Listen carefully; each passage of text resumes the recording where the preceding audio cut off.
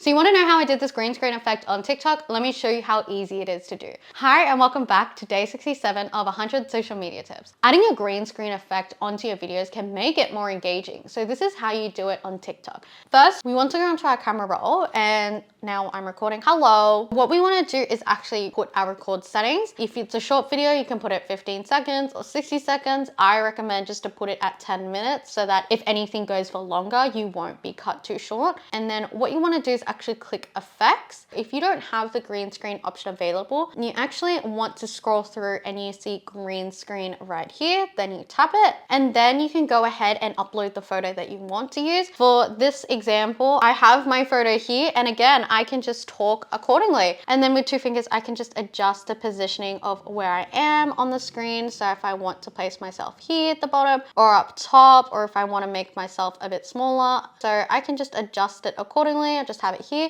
and then I can just go ahead and start talking. And so this is the green screen effect. And now I'm just talking on camera. That is just how you do the green screen effect on TikTok. Say that you want to swap between the photos that you're using, go back into the effects, and then you just change the photo accordingly. You can go through your camera roll and select the photo you want to use, and then you can just change the content that you're reacting to. But let's just say you want to turn the green screen effect off while you're talking. Go back into effects, and then you select this discard button, and then the effects that you're using will no longer be on the video, and you can just go ahead and record your video as normal while you're talking directly to the camera. That's it. Like always, keep creating, keep experimenting, and I'll catch you in the next video.